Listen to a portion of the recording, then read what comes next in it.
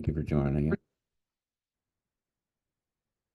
Okay, everyone. Thanks for coming this week. Uh, I would just say from the outset that at the end of this presentation, there will be an automatic survey to provide feedback, which is super important for the whole series. Also, I think it's valuable for our speakers. So please stay online when that survey pops up so that you can complete it.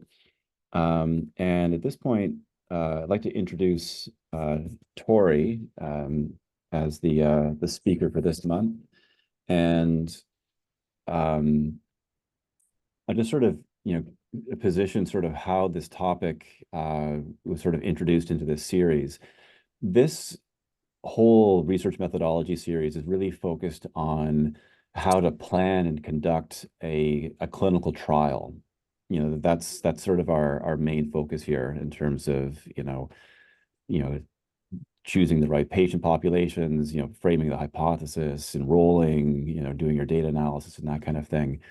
But it is also quite possible that when you are thinking about a research question, you may discover that it's actually best addressed through a different methodology than doing a standard clinical trial.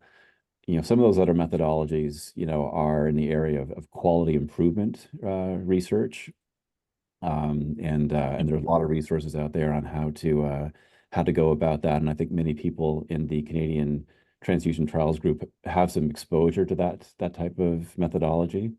But then there's an entire other methodology having to do with qualitative research, which I think is a little bit more of a black box, particularly for people from a medical background, but which can actually provide, some incredibly valuable insights and information into the question at hand, and are much more powerful as a research tool than sort of traditional quantitative research.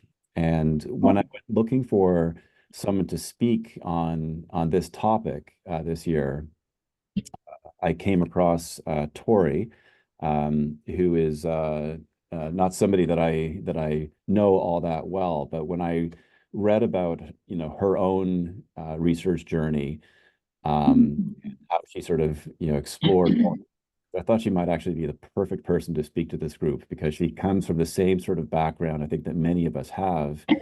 But then did that work of investigating qualitative research, learning the methodology, and achieving some success in that. And I think, therefore, it would be a really valuable speaker for our group. So I'll give a sort of a quick introduction to who she is. Dr. Lenet is a PGY5 in general surgery at the University of Ottawa. She completed a Master's of Science in Clinical Epidemiology as part of the Surgeon Scientist Clinician Investigator Program under the supervision of Dr. Guillaume Mortel, with a focus on intraoperative transfusion decision-making using qualitative methods. And she'll be pursuing a career in transplant surgery and will be completing an abdominal transplant and hepatobiliary fellowship at Baylor University Medical Center next year. And with that, I will then pass over the podium to Tori. And Tori, you can share your slides and start whenever you're ready. Great. Just slides up here. I hope you guys are seeing this. Yep. Perfect. Great. So hi, everyone. Thanks for the introduction. I'm excited to talk to you about qualitative research. As Dr. Pendergrass said, I never thought I would be doing qualitative research as part of my master's, but I'm really happy to have gone through that experience and have this kind of skill set and be able to share with you how I learned the skill set and how you can too. So a few disclosures. I am not an expert in qualitative research by any means. I have no formal training in qualitative research. Like I said, I think if I could teach myself how to do qualitative research, then you can too. And part of the goal of this talk is to convince you of that and give you some tools about how to get started. So a few objectives for the talk today. So I'll briefly go over my background and how I got into qualitative research and my experience with it. I'll go over some of the basics of qualitative research with a focus on interview studies, because I think that's probably the most common study type that you guys may be pursuing to answer some research questions that you guys may have. some practical tips about how I did it and how you can pursue qualitative research, and then also briefly touch on how to talk about qualitative research with quantitative researchers, which I think is a bit of a skill, and how you can use qualitative research to better inform your quantitative research projects. So, like Dr. Pendergrass said, so I'm a PGY5 general surgery resident in Ottawa. I did my master's in clinical epidemiology. And when I started my master's, I was doing it with Dr. Martel, who is an HPV surgeon, who is very much a quantitative researcher, who has never done a qualitative research project. So one day we're talking about my thesis, and he goes, you know, Tori, I think we should do a few interview studies and a Delphi consensus methodology paper. And I said, okay, I wish I had known that when I chose my classes, because I didn't take any classes in qualitative research. I had no idea that that's what I was going to be doing, and I felt totally out of my depth. Because I didn't know the first thing about qualitative research or how to even get started. So eventually that led to my thesis, which really focused on intraoperative red blood cell transfusions and kind of exploring the different stakeholders' interests. So we talked to patients, we talked to surgeons, we talked to anesthesiologists, and then eventually the capstone project was coming together and making a set of recommendations for intraoperative red cell transfusion. And this was all done with qualitative research. So basically my thesis led to 4 different publications, all qualitative research. And I'll be talking about 2 of the interview studies that we did. And just to convince you of, that people care about qualitative research and that you can be successful doing qualitative research. So basically in a year, 4 pretty high impact publications, the last one being published in JAMA Network Open, and we got almost $100,000 of grant funding for the papers. So people do care about qualitative research as long as you're framing it in a way that they understand and in a way that makes sense with kind of your research question and your objective in your research projects. So the basics about qualitative research. So the purpose, or the overlying purpose of qualitative research in general, is to kind of explore and understand the human experience, behaviors, and perspectives. And this is generally done with in-depth non-numerical analysis of data. So we'll talk a little bit about that, but basically looking at words, themes, and patterns in what people or patients or the participants are telling you.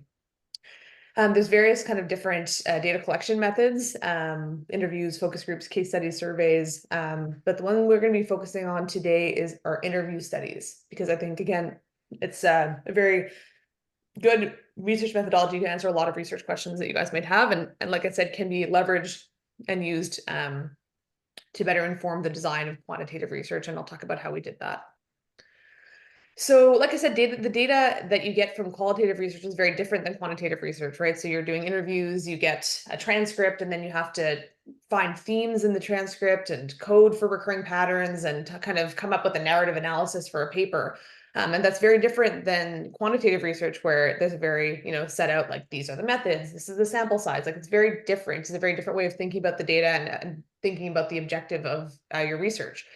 The strengths of quantitative research or qualitative research is that it provides kind of a rich, detailed insight into the human experience of whatever topic that you're exploring, and kind of captures the complexity of that experience. And it's very flexible and adaptive to emerging themes. So as you're going through your interviews, you may come up with different themes may come up, and then you can kind of adapt your interview script to then explore those themes in your subsequent interviews. So it's kind of an iterative process that allows you to really capture the. Are you talking with me? No. Yeah. Oh, sorry, because I Yeah, could you mute your line, please? Okay. Oh, so sorry. That's okay. Although, so it does have some limitations. So it is extremely time consuming, which I didn't necessarily appreciate when I started doing these studies and these interviews. So, the time it takes to recruiting participants, doing the interview, transcribing the interview, coding the interview, like, it takes a really, really long time. And I don't think it was necessarily something that I could have done while I was doing my clinical work. So definitely something to consider. Like, if you're full-time clinical, like, this is not really feasible for you to be doing an interview study. Like, you definitely need someone to be helping you with that. There is a certain subjectivity in the interpretation of the data. Like, as you can imagine, as you're reading the transcripts and trying to, identify themes and recurring patterns, like, there's definitely some subjectivity in that interpretation. And definitely because of, the time consuming nature, it is a smaller sample size, which is kind of always the criticism of qualitative research. But I'll further along in the talk, I'm going to talk to you about how to talk about sample size in qualitative research and how to convince quantitative research that it's not all about sample size and that generalizability doesn't necessarily matter. So I wanted to take you through the first study that I did in my master's, and this was a paper that we published in Transfusion looking at the patient perspective on intraoperative blood transfusion. So this is a kind of qualitative interview study done with perioperative patients. And we really wanted to understand the patient perspective about intraoperative transfusion that are kind of infrequently administered during these major surgical interventions that we're putting them through. So to understand their perspective, explore their recall and perception of preoperative transfusion consent discussions and their willingness to participate in transfusion prevention strategies. So obviously, as you can tell, like this is an objective that cannot be studied with quantitative research, right? Like there's no trial that can be done. Like if you want to understand if patients care about intraoperative transfusion, you have to interview them and ask them, right? There's no other way to do it. So clearly this is an objective and a goal that needs to be answered with qualitative methods. So I want to take you through kind of step by step and briefly how to go about it, how to write an interview script, how to learn how to do an interview, how to organize your data and how to analyze it. I want to briefly touch on inductive versus deductive analysis or data analysis, and then how to go about presenting the data and writing a manuscript, and then how to talk about sample size and to know when you're done interviewing. And these are all questions that I had no idea about and had to do a lot of reading around to figure out. So I'll kind of try and give you some resources and spare you some of the hardship that I went through. So first, how do you write an interview script? So you can't just go in blindly and talk to a patient and say, just talk about whatever for an hour. You do need to have some sort of interview script. So I think the first thing that is so important with these type of studies is to have a clear objective and to have a focused idea of what exactly you're trying to get out of the study, so that you don't, so you're a bit more focused in your approach and can come out with some high quality data that allows you to answer your research question. Clarify the purpose and the goal of the interview, and then identify key topics that you want to explore in order to answer your question. And then when you're structuring your interview script, basically it's the same general principles every time. So basically you have an introduction where you explain the purpose of the interview. You have some open-ended general warm-up questions to build rapport with the patient or the participant. Then you have core questions. So basically you want to identify your main themes and objectives of the study and structure some questions around them. So core questions to make sure that you're getting the data that you want and answering your research question with your interviews. And then from the core questions, you can then ask more probing questions. So using follow-up questions to explore the participant responses more in depth, and then closing questions to summarize the interview and allow for any final thoughts. So some keys to writing a good interview script. So keeping questions open-ended. So you don't want to ask yes or no questions. You don't want to necessarily ask leading questions. So you want to let the participant answer freely and encourage detailed responses. Adapting the interview script to the patient or the population is extremely important. So I'll talk a little bit afterwards about a second interview study we did with physicians. So obviously the language that you're using in your interview script for a patient versus a physician is going to be very different. So you want to avoid jargon or overly complex phrasing that a patient may not understand, and then ensuring that the questions are easy to understand. And I found piloting the script very important. So basically before both interview studies that we did, we had like 5 pilot tests where we basically just did the interview without necessarily using that information or that data, but asked them, were any questions unclear, or what was your impression of the interview in general? And then that allows you to kind of refine your script based on the feedback. So this is an example of the interview script that we did. So you can see, start with establishing rapport. And then we have some kind of core questions in italics, and then, so it gave them some background in italics, and then the kind of cues are the core questions, and then prompt for, more information to try to kind of explore their experience. So this is kind of like the basic setup of an interview script. Next, I had a lot of angst and imposter syndrome about how to properly interview someone, because I didn't know how. I've never done it before. I thought it was going to be, leading the participants towards a particular answer.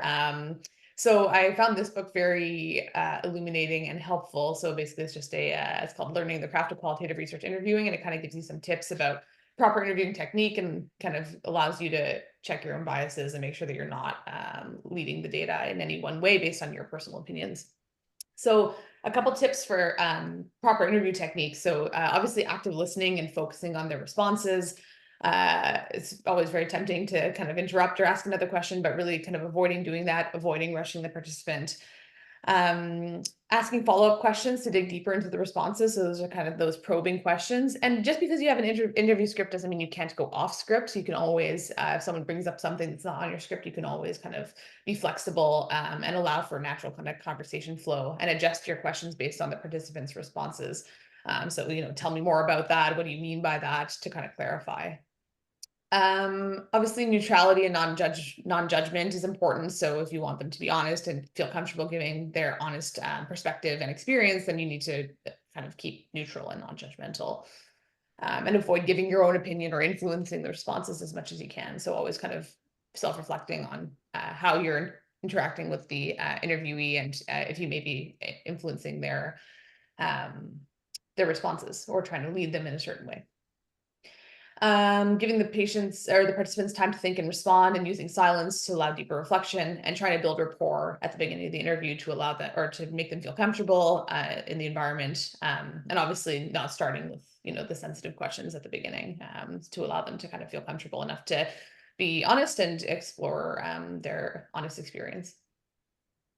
So the next hurdle I faced was, okay, so you write your interview script, you do your interviews, and then all of a sudden you transcribe. So basically I used the Microsoft Teams feature to transcribe the interviews. So then you're just stuck with, or you're left with a huge hour-long interview transcript. And then the next hurdle is, how do you organize that data and how do you analyze that data?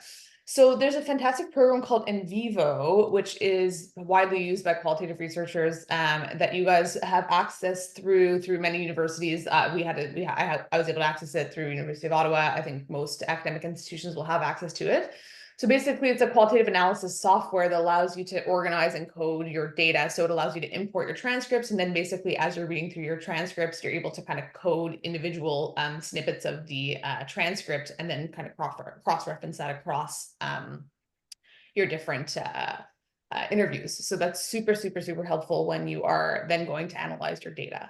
So I highly recommend checking that out. It's very intuitive to use. I was able to teach myself pretty quickly. I didn't need specific training about it.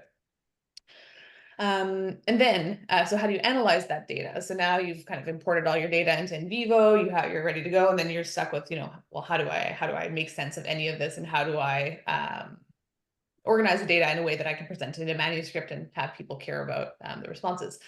So I found this, so you'll hear about Braun and Clark a lot in qualitative research. They're kind of the pioneers of it. This is a fantastic thing it's basically a book chapter, or a book, or a short book called Successful Qualitative Research, a Practical Guide for Beginners. And it basically takes you step by step, like super granular about how to go about thematic analysis for interviews. So I highly recommend looking at this if you're doing an interview study and stuck, with how to analyze the data, because it really does take you step by step through it. But I'll kind of briefly touch on the big steps. So as I mentioned, data transcription, so to convert the audio recordings into text. The Microsoft Teams feature is quite good, but it does, you do need to kind of reread through the transcripts and make sure with the audio, and make sure that it was accurate, because there definitely is some inaccuracies when it's transcribing. I found it, familiarizing yourself with the data, so reading the transcript and rereading the transcript to make sure that you are going to be able to pick out the important themes and concepts in the transcript. And then basically you get to coding your transcripts. So basically that involves labeling what you perceive as a meaningful sentence or phrase or words with specific codes that represent an idea or a theme. And then basically you then group those segments into bigger themes. That's called kind of thematic analysis, if you will. I will talk about that a little bit later on. So you're grouping the codes into broader themes based on the patterns that are kind of emerging from the data. And again, this is an iterative process. So basically, it's not like, let's say you're going to do 20 interviews. It's not like you do all 20 interviews, then code them. Like what we would do is we would do 5 interviews, then code them, and then see if there was themes that were coming up that we wanted to explore more in subsequent interviews. So you can then edit your interview script so that you're exploring those themes more in detail so that you have a more kind of rich understanding of what they're trying to, of that theme or of that concept. And then basically in your interpretation, you're linking the themes to your research question or your conceptual framework or whatever theoretical insight you're trying to garner. But we're going to talk about the concept of the conceptual framework a little bit later on as well. So just hold on for that. I wanted to touch a little bit on inductive and deductive coding, because you're going to hear, if you do any sort of qualitative research or interview study, you kind of have to make this decision. So an inductive approach is what we did for this study. And I'll talk about the second one we did, which is more of a deductive approach. But an inductive approach involves letting the themes emerge organically from the data without preconceived notions. So you're not using a conceptual framework. You're basically just looking at what was said in the interview and letting the themes emerge from that data and from those transcripts. And the goal for an inductive approach is to generate new insights or theories grounded in the data. So you can imagine if the point of this project was to look at or to explore, basically broadly understand and explore patients' perception about intraoperative transfusion, it makes sense that we want to basically let those themes emerge organically from the data. Whereas a deductive approach, you basically start with a predefined codes or predefined themes based on an existing theory or framework. And that allows you to specifically explore those themes as it relates to whatever your research question is. And again, I'm going to talk to you about an example of that as well. So the next hurdle you kind of have to face is how do you present the data and how do you write a qualitative manuscript? And I had a lot of anxiety about this because, again, I'd only ever written quantitative manuscripts, like, retrospective studies or protocols or, always very quantitative language and quantitative way of presenting data. And I had no idea how to go about presenting data for a qualitative manuscript. So a few tips that I found really helpful. So looking at similar papers in the literature. So, looking at an interview study in the literature and seeing how they present the data, how they are talking about their themes. That's super helpful. And I think that probably the best thing I did. But broadly, basically, each of your themes that you pulled out from your interview transcripts ends up being a topic in your results, and you kind of support the theme with quotations from your interviews to kind of exemplify that theme. And then you can look for links between the themes, and that's kind of what you discuss in your discussion. And I found diagrams can be helpful to do that, to kind of explore the links between the themes and kind of provide a little bit more insight to their experience in a way that makes sense for the person reading the manuscript. And there is an equator checklist called Standard for Reporting Qualitative Research that you can use as a kind of standard for making sure that you're reporting all of the proper data or data methods. So I found that helpful as well, to make sure you're not missing anything, to make sure you're kind of adhering to best practices. So what about sample size? So we hear a lot about sample size in quantitative research. But it's very hard for qualitative research, because how do you know when you're done? How do you know? You could just keep interviewing people forever. Like, how do you know when you're done? So what I found very interesting about qualitative research is it's that you don't a priori have a sample size that you necessarily you don't necessarily know your sample size a priori. So you basically, what you have to do is you look, you kind of have to make an educated guess on how many people you think you're going to have to interview until you reach what's called thematic saturation. So thematic saturation is basically the point at which no new themes are emerging from the data. So basically you're doing your iterative process where you're coding your interviews, and then all of a sudden you get to a point where there's no new themes. So it's always the same themes, the same ideas that are being emerging from the data. And at that point, you basically say, okay, I've reached thematic saturation. And further data collection is redundant and wouldn't add any more new information. And basically using thematic saturation ensures that you a comprehensive understanding of the phenomenon, but not wasting your time doing interviews that aren't going to provide more insight or more data or new themes to discuss in your paper.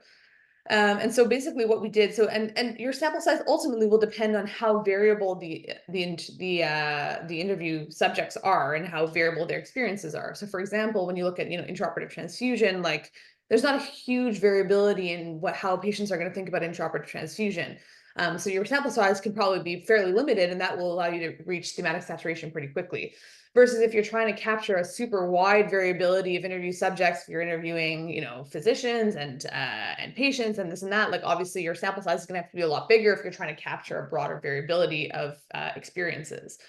So what I found, again, so basically how you go about choosing your sample size. So you kind of look for similar papers in the literature and see what they did and see, for example, like we looked at similar papers and said, okay, they had about 20 participants. So you say in your methods, okay, we're going to start with a minimum of 15 interviews, and then we're going to keep going until we reach thematic saturation. And that's really the way that you determine sample size. And again, it's not about generalizability. It's not about capturing every single patient who's ever had a blood transfusion. It's about capturing, or it's about understanding like deeply the concept and understanding the patient experience without necessarily worrying about generalizability. And again, we're going to talk about that at the end of the talk as well. So this was the second interview study that we did.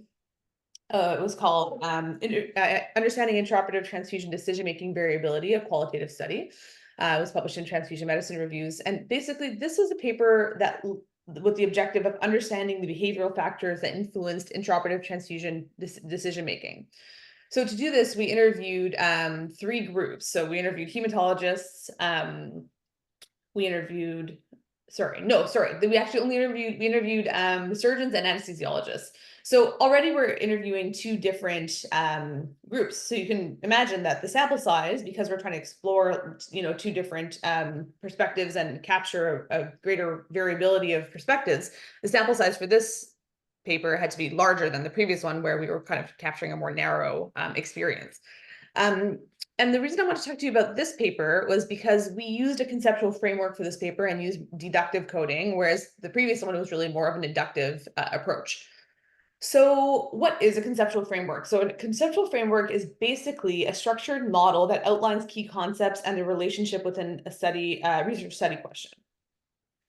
So why would you use a conceptual framework? So there's a few goals. So number 1 is providing a structured approach to developing your interview question.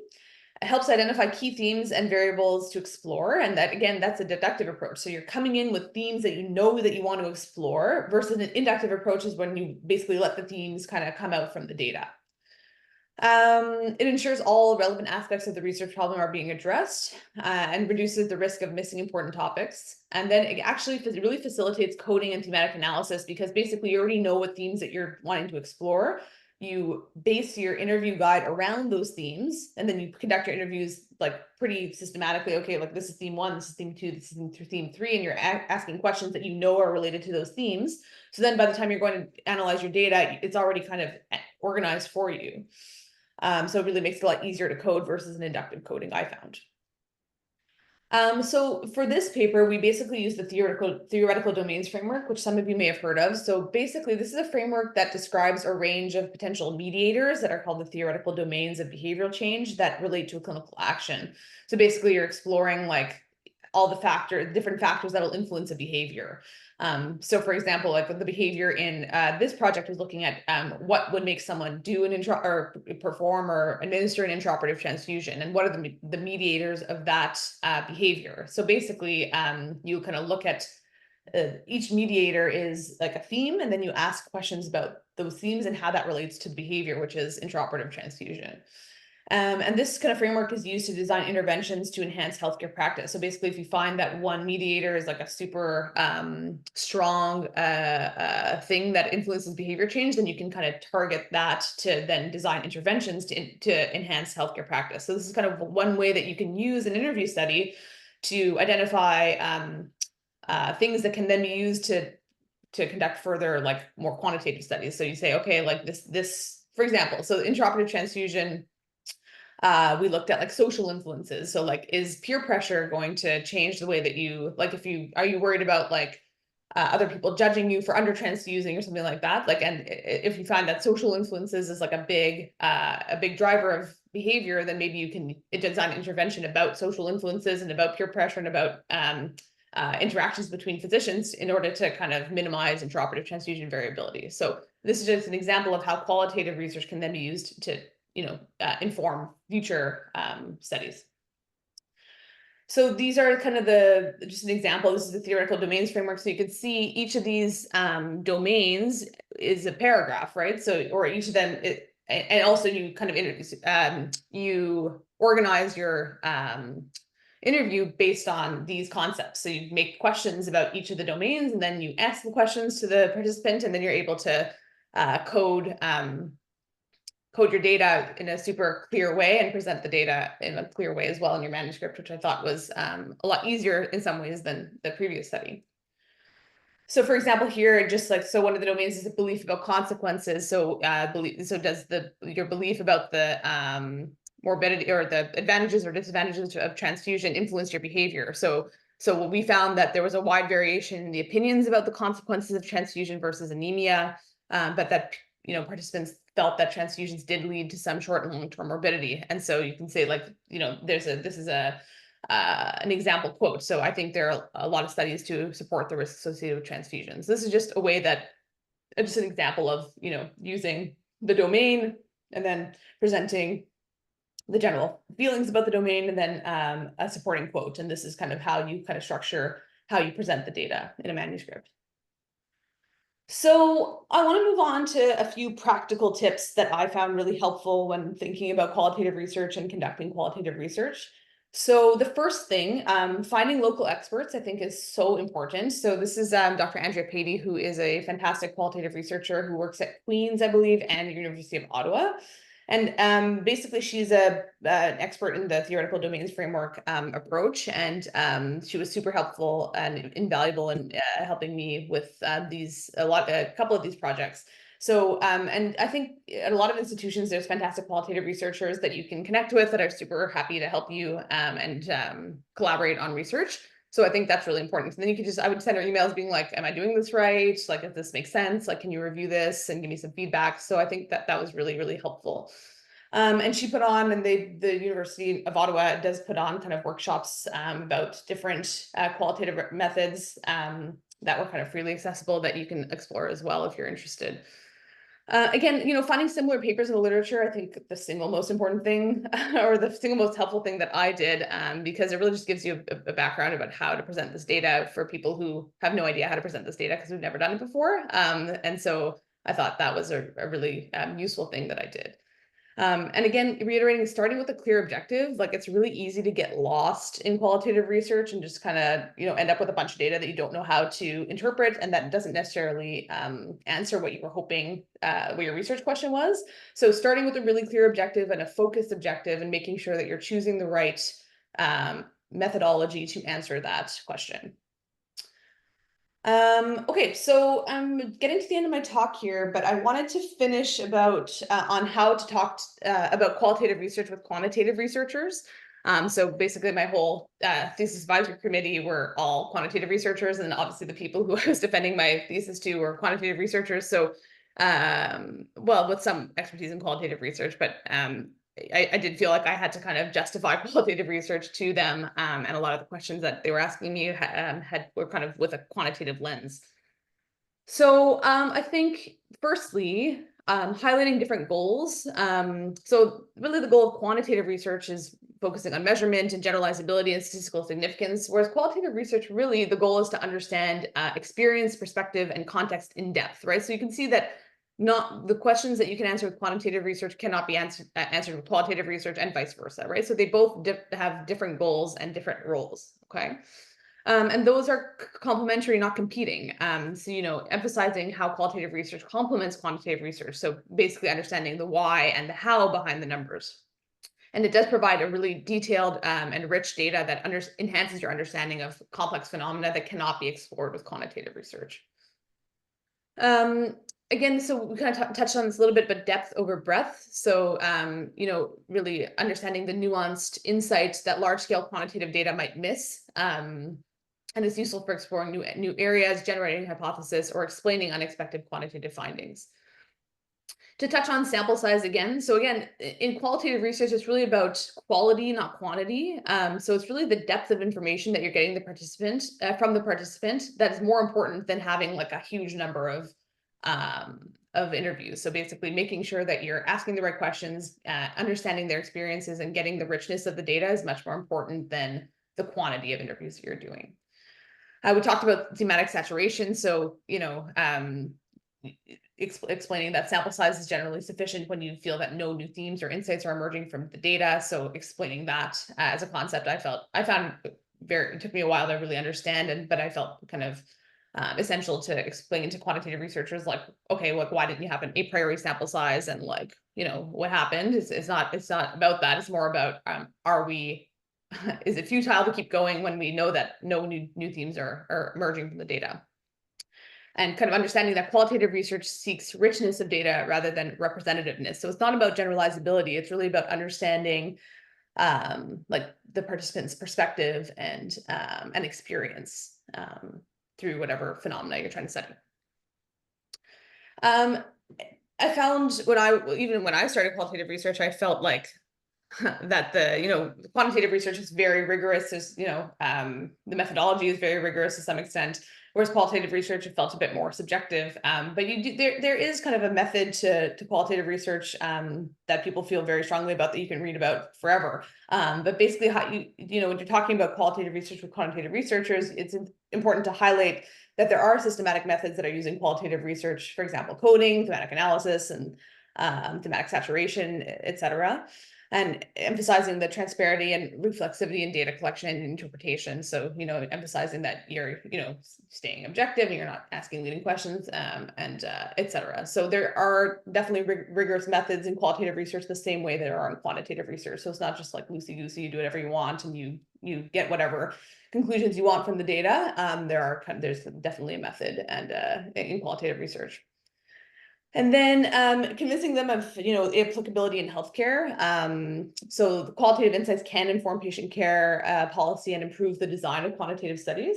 And I think a really salient aspect of that was my master's work was basically used as the groundwork for the design of a clinical trial that Dr. Martel just got funded for. So understanding the patient and the physician perspective about intraoperative transfusion, that data was like directly used to design the clinical trial and kind of justify the need for the clinical trial and some of the design aspects as well. So again, like, if this is the point of this kind of research series, or the series of talks, is about trial design. Like, I think that there's a lot that can be gained through doing qualitative research and understanding the phenomenon, so that you're making sure that you understand the stakeholder interests, and then you can use that data directly to justify your clinical trial. And that looks really good also in grant, like when they were trying to get grant funding, like that is a super useful information that you can like directly leverage into kind of getting grant funding for a future trial. So I do think there's a lot of value in qualitative research, and I hope I've convinced you of that and empowered you that with this talk, that you can, if I can do qualitative research, and so can you. And I think it's so useful to understand the patient experience and the provider perspectives and their decision-making process. And qualitative research is basically the only way to do that. So I'll leave you with a quote by a qualitative researcher by the name of William Bruce Cameron. So, not everything that can be counted counts, and not everything that counts can be counted. So thanks so much for listening, and I'm happy to take any questions, or if you want to reach out offline, I'm happy to provide any insights that I can offer about qualitative research. But thank you so much for having me. Okay, fantastic.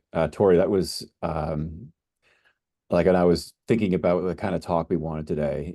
That was exactly what I was hoping you would deliver, which is a very practical and relevant review of how to do this kind of research, which I think a lot of people in our group are interested in. We're interested in the kind of questions that you're asking. How do we, what goes into the decision to transfuse? We spend so much of our career trying to modify that.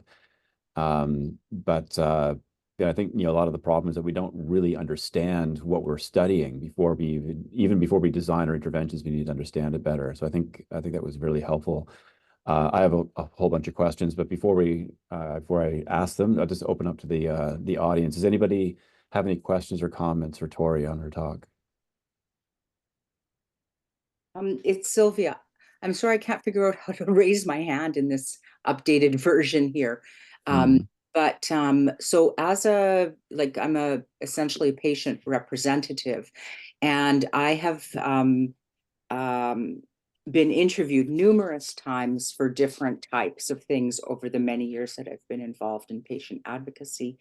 And I want to say that I definitely notice the difference in language when there has been some qualitative research done in the studies. I'll just give a for example, and that is, years ago, they used to describe the condition, the situation with the blood disorder that I have, as, fatigue was one of the symptoms. And it's like, okay, yeah, you're tired. But then later on, as there was much better understanding of what people were actually experiencing in their day-to-day life, it became debilitating fatigue, as in fatigue that is not explained by the number. So the quantitative data says, yeah, you got a hemoglobin of 80, yeah, you should be tired, kind of thing. But the qualitative was like, the person can't get up off their couch and make it to the kitchen. And that's quite different description. And I know, like, over the years that I've been, involved in reading papers, that I've seen that change. Now, that's only with respect to my little world of this blood disorder, but it does capture something that you can't capture with numbers. And it does, of course, do a better job of describing the actual life situation. And, I think we've all come to understand that, there's one thing with just saving a person's life. I don't mean just saving a person's life. There's another thing with them having a good quality of life, which is a whole, qualitative thing. So anyway, I just wanted to thank you, for your presentation, and just, that's pretty much my comment.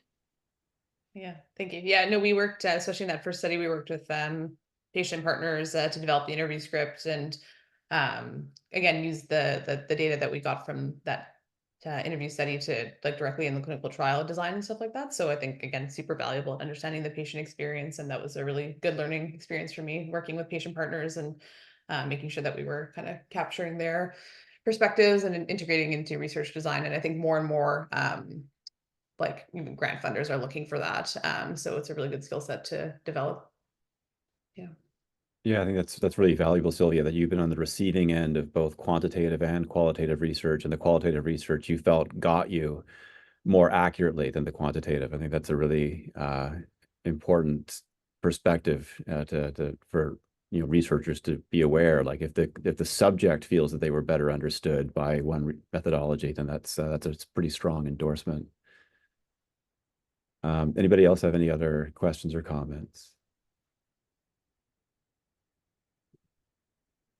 Okay, well, Tori, I wanted to ask also, just because when it comes to trying to sort of understand how people feel or think about things, the go-to for many of us is Likert scales. We'll take a statement and say, scale of 1 to 5, how much do you agree with this statement? I've always felt that those were kind of clumsy, and I don't know. It's I've always wondered if those are sort of reliable as tools. But what did you learn about that particular methodology in your own review of qualitative research techniques? Is there a place for that? Yeah, I mean, to me, that's kind of trying to make qualitative research quantitative in a way, right? Because then you're like, Right. oh, well, most people strongly agree with this, and that's kind of, like 95% strongly agree with it, so that must be true. But, like, you're really leading in that sense, right? So to be able to use that kind of methodology, you need to have, like, an understanding of the baseline experience. So, like, you can't, like, if you understand what I'm saying, like, you can't, like, lead someone with a statement if you don't understand, like, what their experience was with the situation. So I think there is a role for that, and certainly we did use that in, like, our Delphi study. So that was, like, all Likert scale, but again, we had all the information from the interview studies and from all the background work that we did, so we understood the problem, and we were able to formulate those, like, the statements that we used for the Likert scale based on all of the interview studies that we did. So it's not like we just were coming up with them ourselves. So I think there is a role for that. I think you just need to also do your groundwork and understand the experience of all the people that you're trying to represent in order to kind of formulate those questions without it just being like 3 people who are then, like, saying, okay, like, do you agree with this or not, without and you might be totally missing the point, right? Because you didn't understand and you didn't ask them like what their experience was or what their opinion was. So there's definitely a role for it. I think you just need to kind of do your groundwork as well. Okay. Sorry, Jeannie. Yeah. Did you find any really good like videos and training material for in vivo that weren't extremely frustrating? That, you know what I mean? Yeah, I kind of just spent a lot of time like playing around with it, to be honest. Like I didn't really find any super great resources. I did work with like a pretty good quantitative researcher who was able to walk me through if I had any questions or whatever, but I found it fairly straightforward to learn how to use. It was pretty intuitive, but no. But I'm sure they exist. I just didn't really come across any. Thanks. I guess, Tori, another question I had is, when you sort like when I sort of have kind of dipped my toe into qualitative research and sort of looked at what's out there, you get the sense that there are sort of different schools of thought within the qualitative research world and different, philosophies and methodologies, and you come across like grounded theory was one I came across, and you know, at a certain point, it all becomes a little bit kind of intimidating. You feel like, okay, I'm not in my home territory here. Maybe I should just let the qualitative researchers do the qualitative research. How did you like this? Does in vivo come sort of with its own sort of baked in the cake philosophy about how to do this work, or is there a way to use in vivo to do different types of qualitative research? Does it even matter? Are we getting is that the kind of distinction we don't need to worry about, when we're doing kind of work?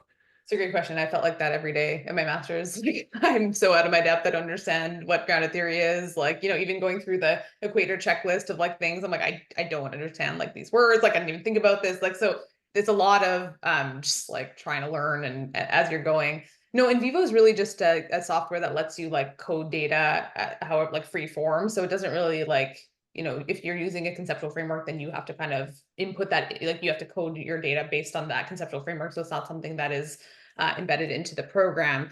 But again, like I think, like I said, using local experts and talking to qualitative researchers about your research question and deciding like, okay, are we going to use like a conceptual framework, or is this more going to be more an inductive approach? But like getting that sorted from the get-go, I think is really important. When I was talking to Andrea Patey, who is the qualitative researcher, theoretical domains framework person or expert, she was saying that she was trying to help someone like post hoc who like had done all the interviews but didn't really like have a framework, and then they were trying to like post hoc use the theoretical domains framework like in retrospect to then code the data, and that was like super hard because they hadn't organized their interview script or their interviews like to be able to then use a conceptual framework. So it was really like a lot harder.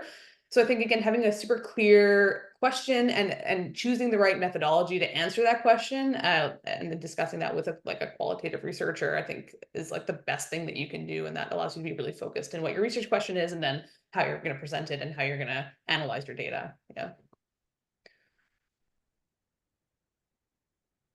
Okay, and if I could just ask one more question, since I didn't see anyone put their hands up in time to interrupt me.